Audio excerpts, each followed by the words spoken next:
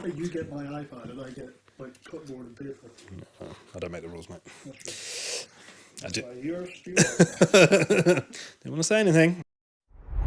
Welcome to the Is It Fast podcast, the podcast from Is It Fast Media, where we go through the latest stories from the world of automotive motorsport and everything in between, where we handpick some of the stories that you might have missed and that we have found interesting. And because I'm not allowed to fly solo or in the dark, I am joined by the real boss, Stu. Number 2. How are you, mate? You all right? Yes, not too bad. Obviously, number 2 for tax purposes only. Yeah, had a really good week, mate. And yourself? Yeah, not too bad. Not too bad. We celebrated your birthday. We did. Didn't we? The grand old age of 30.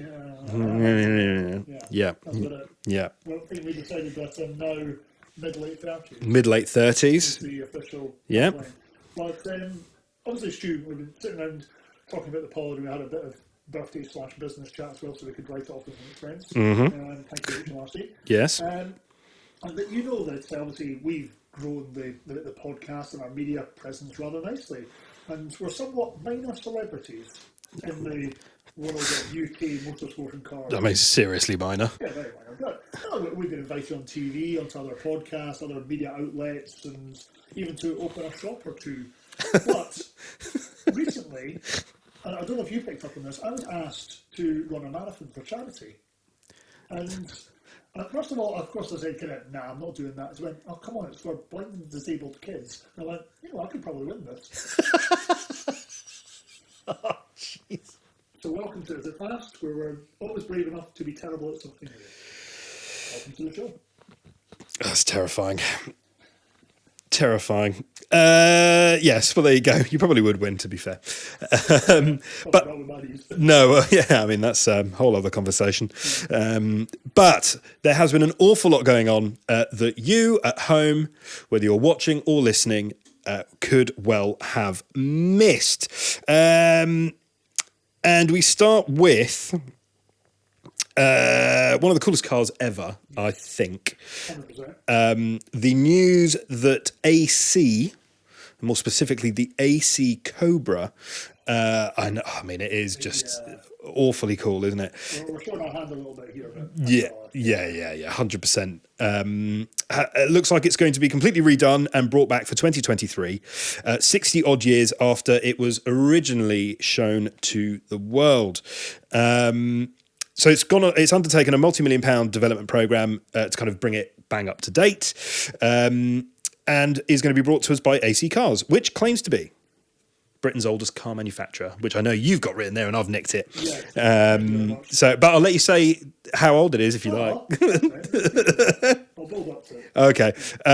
So it looks like the actual car is going to be revealed later on in the year.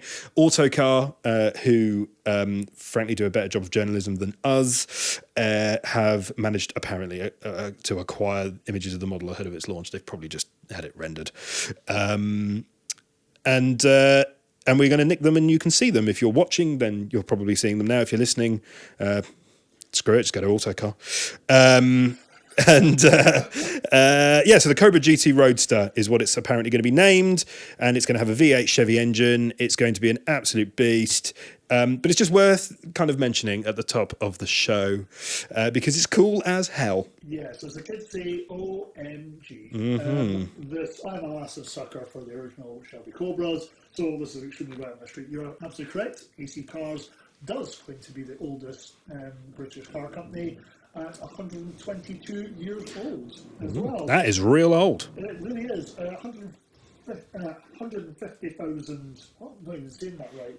1,500 is the words I'm looking for there. Weight, kilograms in the car. 0 to 60 in 3.6 seconds. Allegedly, I'm guessing. I'm still saying this. It's going to be paired with a 6-speed gearbox as a manual or a 10-speed automatic. Oh, okay. Well, I am a gearbox purist in the sense that I enjoy gearboxes. But I'm not one of those where it's like, oh, there are not enough manuals or, oh, everything's automatic. I just think as long as it's a good gearbox for the powertrain, then we're good to go. Yeah. And if your gearbox sounds like what our neighbours sound like, if that is coming through, apologies. Our neighbours have chosen today to put up some shelves, which is lovely. But interesting. Okay. Would you buy one?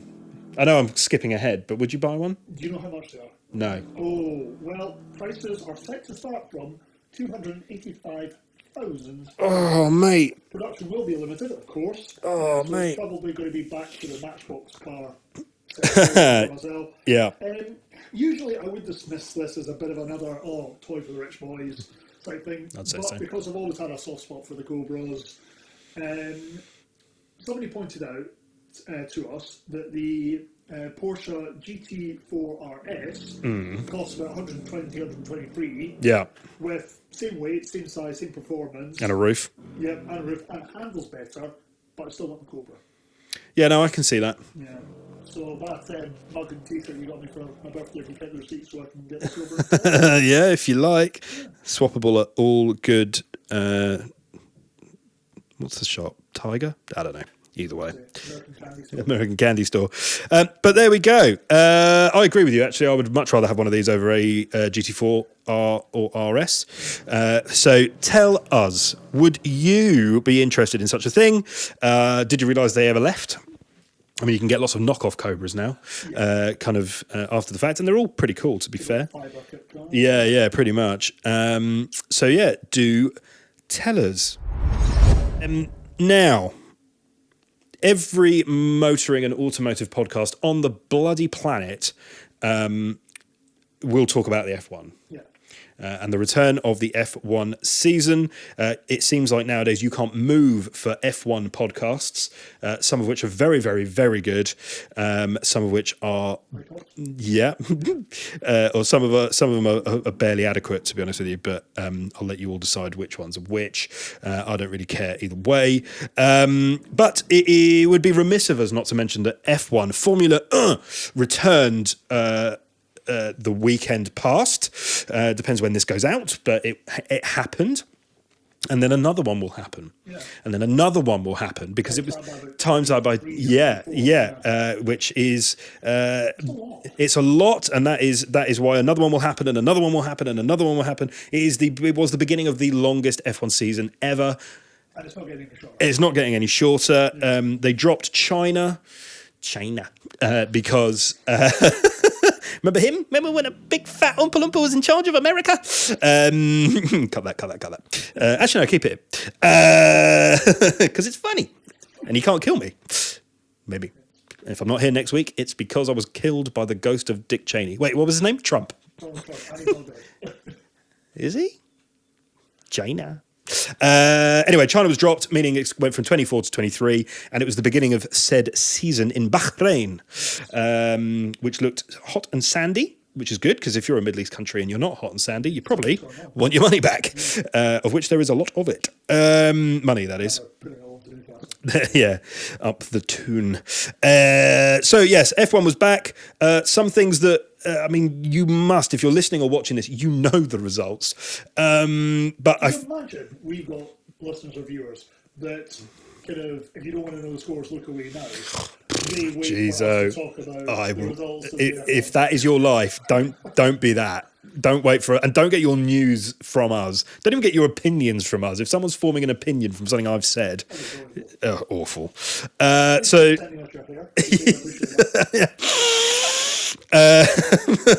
We like to make little dollies from your hair, or just send the dollies pre-made. Actually, I can't be asked for that anymore. So much sewing. There need so many thimbles around here to go around. F1 in Bahrain. So it was a Red Bull 1-2. Yes. Which is not uninspiring, if not unsurprising. I would say, though, first time that they've done a qualification 1-2 and a finish 1-2 since 2013. That is good news. There you go. I did not know that. I kind of lost where they qualified because we were out for your birthday and we were sloshoed. But I still managed to watch some of the quali, but I don't remember watching any of the quali. I was sat in the pub watching qualifying on my phone like a nerd, and I was told as such. Anyway, so yeah, okay, cool. Red Bull 1-2 and another 1-2, I guess, for the first time since 2013. Interesting. Aston Martin. Yes. I mean, what a drive. a la Alonso. Alonso. Forza Alonso. He is a true icon of the sport. He is. He probably is. one of the most naturally gifted and intelligent drivers that we have ever seen. I entirely agree. 2 world titles, obviously with Renault in the mid-noughties. 2 24-hour Le Mans titles, World Endurance Championship, and a 24-hour Daytona as well. Yeah. Did he win All Dakar? that, Has he won Dakar? I don't think he's won Dakar. No. No, I can think I think he's tried. I know. Yeah, well, whatever. He put his mind to it, he could. Yeah, for sure. There's hope for all of us, really. Yeah, isn't Was he 41 now? Yeah, exactly. It just shows you don't get beaten up as much in an F1 car as you used to, because there's no and that's not a bad thing. It's just an interesting thing. Fair play. Won't pause 1 second. I've just had complete and total fear that I didn't actually press record. No, I definitely did. Oh my God. Fuck no. Producer Alex isn't in today, and it's my fault. Cool, carry on. Yes, Ala Madrid. What are we talking about? Yes, My dad will murder me for saying that. Yes, Alonso. But the mystery continues from the series. Really very interesting. Earlier in the week, Hamilton coming away and saying before the race that new contract was imminent. It was going to be on top of his already £40 million a year deal. He wants the Ocho, doesn't he? Yeah, but it's going to put him above whatever Schumacher ever earned. But I suppose he's kind of now prepared to stay and fight on for it, even though he kind of knows and just maybe accepts that Mercedes are underperforming. Wouldn't you? For that kind of money? Yeah, probably. Well, no, but not even for the money. I mean, he doesn't need any more. I mean, surely he could stop and literally never do anything ever again and be... No, he can go whittle spoons in the woods. Yeah. But I would... not to be too nerdy, and I'm not a nerdy F1 guy, and nor should you be, but it just goes to show, because it was such a new era of F1 design and all the rest of it, if you don't get it right from the off... You're pretty scuppered for a bit. Yeah. And this could be Mercedes on the back foot till 2026 now, in theory, when there's another big change in regs. But yes, interesting. McLaren? Yeah. Screwed up? Have they screwed up? Yeah. Not a great sign before the race, which basically Lando Norris admitted that McLaren's a hard drive. Seems like they say that every year. Yeah, they do. But is that just signed a new 3-year contract as well? Yeah, well, also money, isn't it? I guess money talks. Yeah. Where else is he going to go? And final, Ferrari, same as always. Yeah. Halfway through the race, Leclerc having a bit of a dream, and then all of a sudden... Game over. Yeah, decelerating to a halt. That's what you want your car to do. You only follow the Ferrari. Yeah, Genuine question, I know it's very, very early on in this 24-part series. Can we honestly see past Red Bull? No. There we go. F1 summed up, we don't need to talk about it again. And to be honest, we probably won't talk about it that much. If you want to get your F1 fix, go back to wherever you go on the internet. But it is news, and therefore we talk about it. But with Aston Martin putting in a decent performance, it leads us quite nicely on to... Is it fast business news? It's not really. Now hear this. Sounded like the start of Stingray. Oh, really? I was going for. Well, I was kind of going for the start of like one of the news programs. So you see like the ticker tape running around the building. Oh yeah, no, I was doing Stingray. Anything can happen in the next half hour. Dun, dun, dun. Did you ever watch Stingray? You're a lot older than me, so it's hard to tell. Stingray was great. We should do a whole show on Stingray. It's great, submersible. Was that a Mr. Owens? No, that was Captain Scarlet. This is the voice of the Mr. Ons. Always in puppets, though. We know that you can hear us. I was terrified of the Mr. Ons, but still scared, mate. But I tell you what, Jerry Anderson stuff. Oh no, complete segue. Jerry Anderson stuff for their cars. We should. Tell us in the comments, should we do a special show? Because we do features, a special show on Jerry Anderson stuff, like Thunderbirds, Stingray. The Mistrons had 2 of the coolest cars in the world. The Spectrum car, which was a green light sports car, a red sports car, and the SPV. Lady Penelope's car, which is real. I've seen it. Made by Rolls-Royce.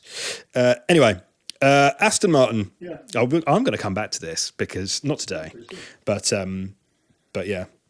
So Aston Martin, obviously, they had a very good weekend in Bahrain, but just news that they posted at the end of 2022, they were in profit, which is surprising. Yeah, you don't normally say. Aston Martin in the making a profit in its entire history, to be honest with you. So if you didn't know, Aston Martin were bought a little while ago. The whole, not just the F1 team, but the car manufacturer by Mr. Stroll, Mr. Stroll, who owns the F1 team, and his first name escapes me for whatever reason. Carry on. I am bruggy some money. God, it smells good though, doesn't it? So yes. Anyway, bought up. Yeah, the whole thing's been a loss-making disaster from the off. But in just the whole thing's just been it has just been an absolute dumpster fire for years. Aston Martin. They designed a 4x4 SUV, the DBX, which, as we know, is generally speaking the saviour of a lot of companies because that's what people want. And they made an operating profit of £6.6 million for the final 3 months of 2022, boosted by a higher average selling price for its cars of 184 grand, up from 152 the year before. Now, obviously, you have to have a certain set of means to be able to buy an Aston Martin. Yeah. So that's never changed. That's never changed. Yeah. But it's good, right? I mean, to see an institution like that go in that direction is pretty good, if I say so myself. Yes, we've also had a bit of a debt reduction as well, going down from 892 million to 766 million for the end of the year. Still quite high. I don't think we run at that level of debt, but it is a bit more manageable. That you're aware of. That's right, they're trying a lot of things. Yeah. Yes, exactly, which is very, very good. Did you see what happened, though, to the Aston Martin share price after Bahrain, just in keeping with their financial performance? No. So they'd already obviously posted a profit Yeah. because of the car's volume of sales and what have you, and the value of each sale, I guess. After Alonso finished on the podium, his 99th podium, by the way. Wow. Yeah. Their share price spiked. It went up by 22%, just as a result of. So it just goes to show that actually These things are all connected. they are all connected, and it is worth considering that. And when we talk about the larger conversation of trickle down and F1 to technology and economics, maybe that is a tiny little case study as to why people like Audi, Porsche, potentially Ford, why they want to be on that paddock, why they want to be on that grid and in that paddock. Very interesting stuff. So there you go. I don't know if you picked up on this as well, but they are now actually starting to build towards a medium-term goal of 10,000 sales per annum, which seems, is it not a lot for a car or a lot for the price of cars that they're selling? Yeah, it's not a lot for a car, but it's a lot for that level of car. Yeah, but you know what? Ongoing exposure in F1, who says it's not possible? Right target market and audience. But, yeah. Yeah, sorry, someone's coming upstairs. Excellent. Can you open that? I pressed the lock button by accident. Excellent. Cut that. Al's pretty good at all that now. You. Yeah. Wait, we're live. Cool. Yeah. Yeah, that is true. Sticking with top level motorsport, MotoGP. Yeah. Which, if you don't know what MotoGP is, it's kind of Formula One, but for two wheels. Quick bikes, yeah, very quick bikes. And this is one for people with eyes because it is a livery reveal. We don't actually talk about that all that much. When it's a person question, exactly. you need to like success. We really listen, so. Yeah. All right, Valentino. We are, of course, talking about El Capitan, Mr. Rossi. And he has, and actually, this is really bad because I claim to be a professional.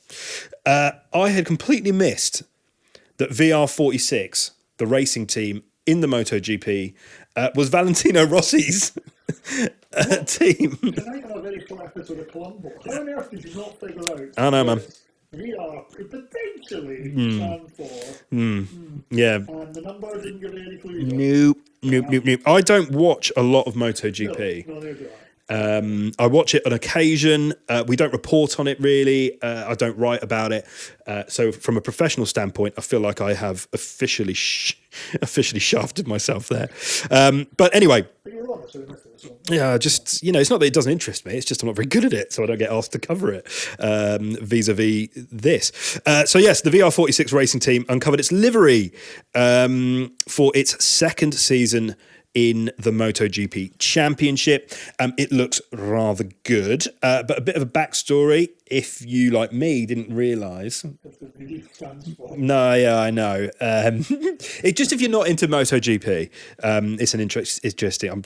I am only digging. Yeah, I'm only digging myself a hole here.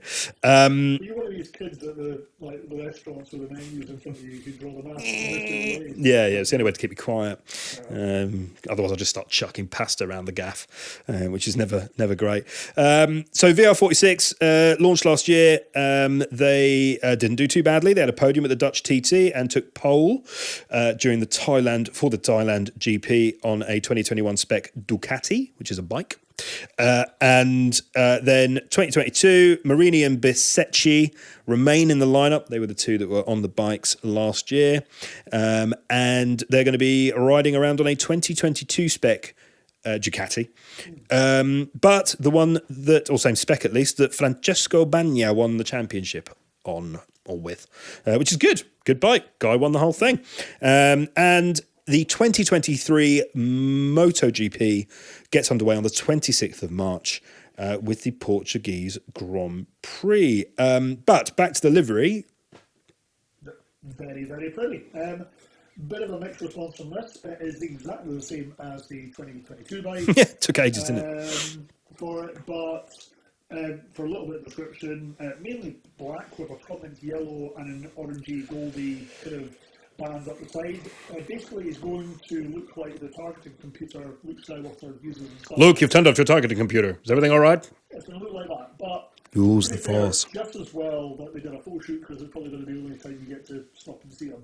Yeah. He gets to be quite quick on a bike. Yeah, they're pretty quick. I think, so Rossi is obviously still on four wheels in the GTs, but his team are still out there representing on two wheels. So fair bloody play.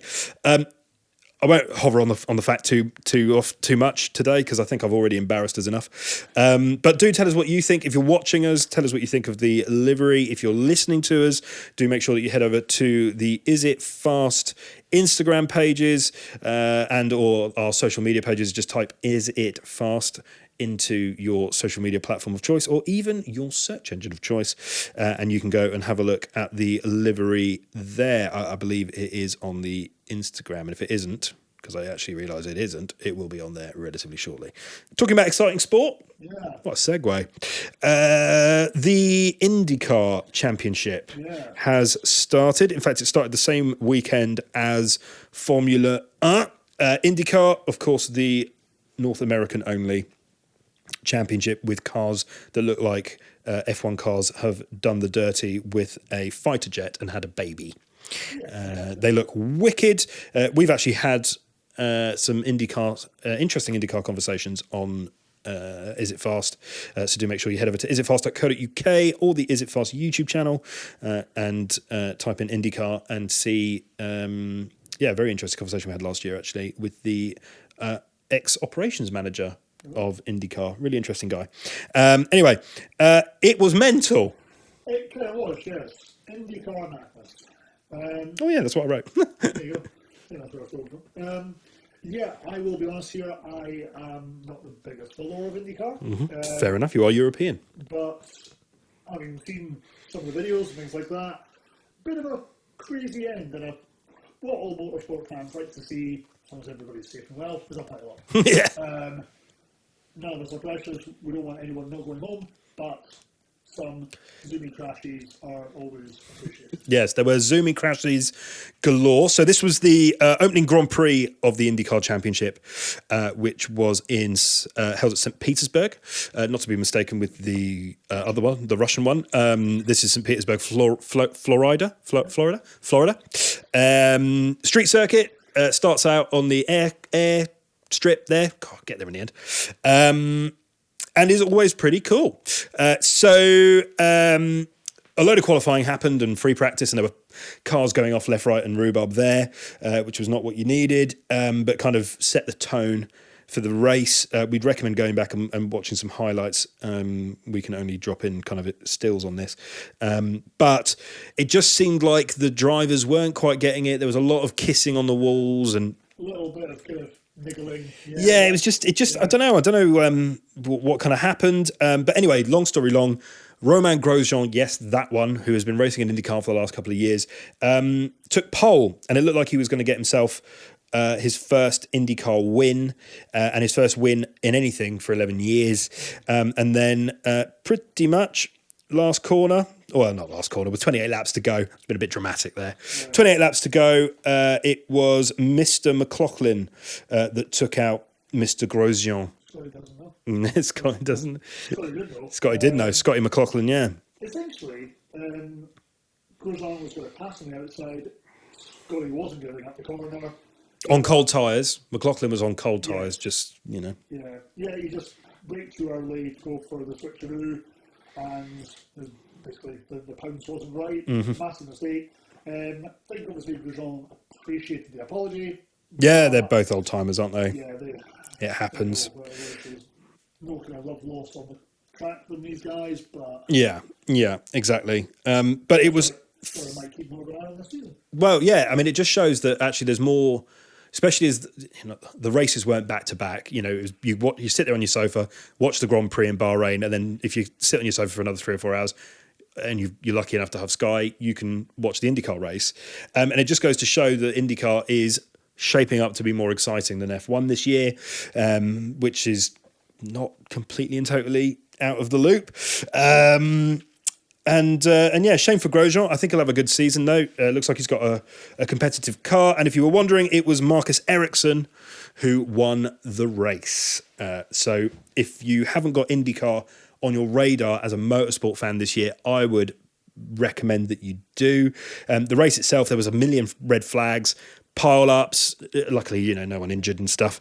But all pretty crazy stuff, really. W Series. Yes. This is not about that. But the W Series, we know, ended unceremoniously and early last year because of funding issues. Yes, we did cover it, and we both agreed it was a real shame. But out of the ashes, although not really, Formula One announced that they were going to do a female F1 academy, essentially running around, I think, in F3 cars. Yes. And we've slowly been given more and more information about this, and more information has been released, and we have a new head of the F1 Academy. Yes, let's do that.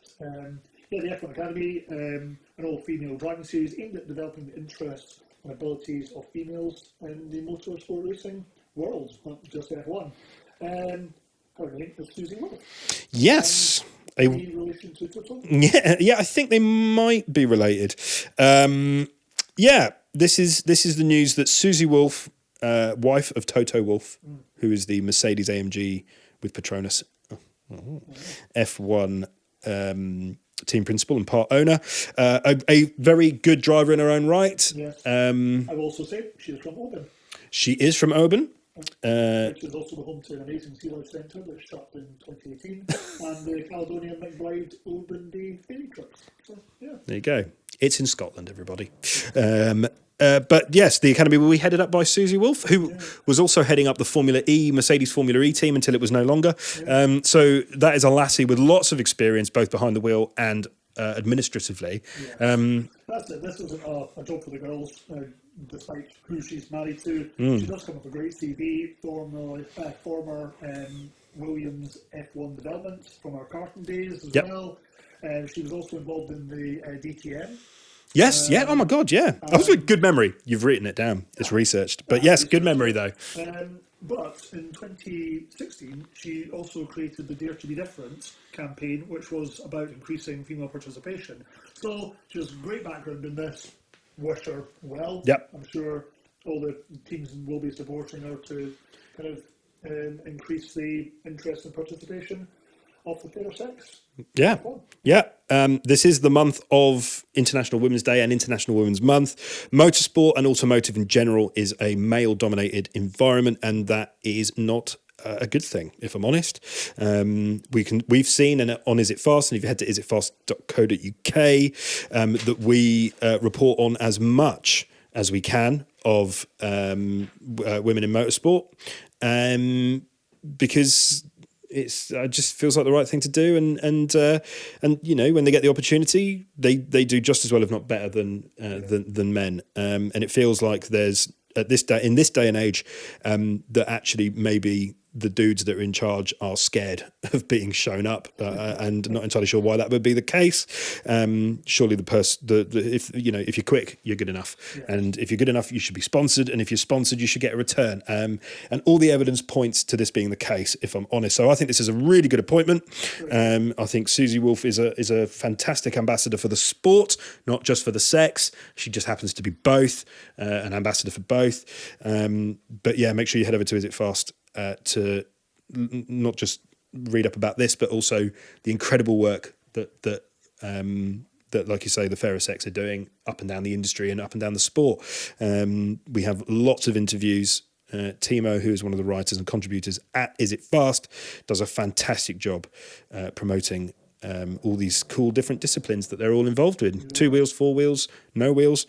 They do it all. And yeah, Susie Wolff, great appointment. I'm really excited to see where it goes. Yeah. Fantastically so.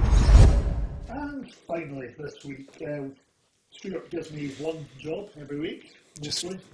The rest of the time it's really not worth my time turning up. To scroll the internet to try and find something a little bit random in motorsport. Sorry. And just in case you thought we didn't record this live, basically we try to find something random and then we show it. Producer Al always send the clip over. Now, Stu, you are due to get a new car soon, aren't you? Yes. And you will tomorrow, as filming today. There you go. And you will want to protect it and keep it as nice as long as possible. But what about external factors?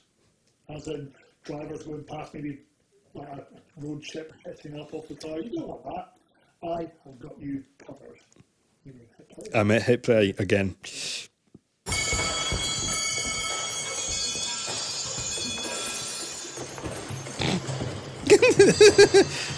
This.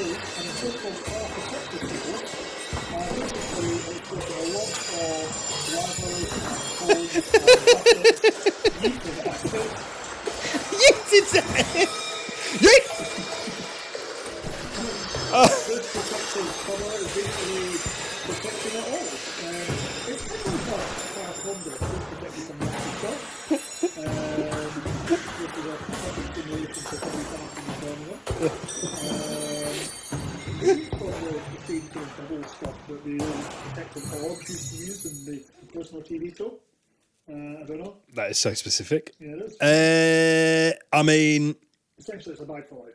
It's a bag for life. Yeah. It's a bag for expensive stuff. Yeah. I mean, clearly I'm finding this very amusing. The sounds, which I've had to put off because it's very loud.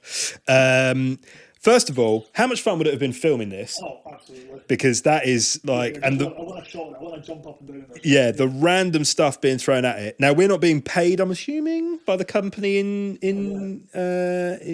concerned, but whoever invented this and is selling this, clever. They're selling it very well. Yeah. Yeah, so it's a Ferrari. It looks like an SF90 in there. Yeah. It basically lets you see what would happen if you parked your car next to Tom and Jerry or Inspector Gadget. Yeah, I mean, it's hilarious to watch. It is absolutely brilliant. I've watched it on a loop now 3 times, and it is quite addictive. I would say what's missing at the end is I'd love them to drop like a fridge on the top of it. I mean, it's proper stuff. I mean, every time you watch it, you spot other stuff. There's like a protective boot for when you do your ankle in that's been lobbed, multiple spanners. I imagine someone got injured in the filming of this, just incidentally. But it's basically, none of it's hitting the car. Yeah.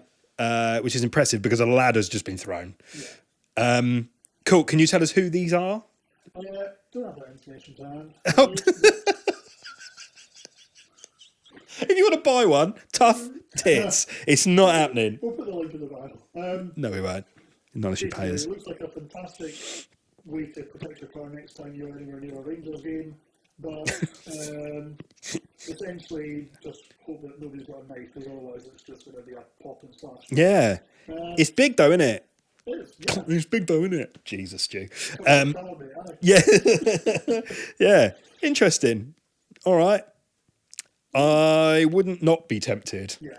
Problem is, if you did this... just want to film this. Yes. And with your car inside, I'd be happy to kind of... I mean, my new car's not a Ferrari, but might as well be. I'd be quite satisfied. I could do that. I can throw a set. We can go outside now and throw a set of ladders if you want.